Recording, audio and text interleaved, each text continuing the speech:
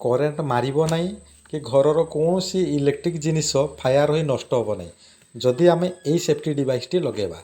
Engineering tricks Odia channel रे आपनकु स्वागत। आजिर वीडियो रे आमे आरसीबीओ विषय रे जानिबा।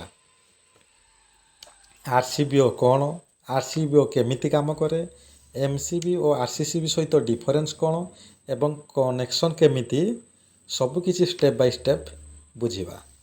आरसीबीओ रो फुल फॉर्म होची residual current breaker with overload. सरल भाषा रे कहले आरसीबीओ माने एमसीबी प्लस आरसीसीबी। आमे पूर्वरु एमसीबी लगौथिले ता सहित आरसीसीबी लगौथिले।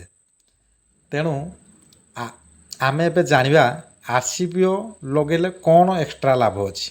आरसीबीओ आमको overload, short circuit plus leakage protection देइथाय। तेणु आरसीबीओ लगेले हाउस वायरिंग 100% सेफ। किंतु आमको जानिबा दरकार जे केते एम्पियर आरसीबीओ आमे व्यवहार करिबा। ता पूर्व आमे आरसीबीओ सहित एमसीबी और आरसीसीबी डिफरेंस देखिबा। एमसीबी आमको साधारणतः सर्किट रू प्रोटेक्शन देइथाय। आरसीसीबी होची लीकेज करंट प्रोटेक्शन। आरसीबीओ होची overload plus short circuit plus leakage protection, device protection एवं ह्यूमन शॉक प्रोटेक्शन मध्य देइथाय। आरसीबीओ व्यवहार कले स्पेस सेव हुए। सेपारेट एमसीबी और आरसीसीबी लगेबा को पड़ेनी। यूजर मानक सेफ्टी मैक्सिमम लेवल ले इनक्रीज हुए।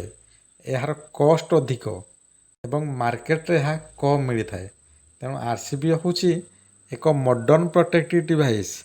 यहाँ को आमे हाउस वायरिंग, ऑफिस रे वायरिंग, इंडस्ट्रियल सबुठारे व्यवहार करि परिबा। वीडियोटी भल लागिला लाइक करंतु, शेयर करंतु और चैनल को सब्सक्राइब करी बेल आइकन प्रेस करंतु। नेक्स्ट वीडियो रे आमे देखिबा आरसीसीबी।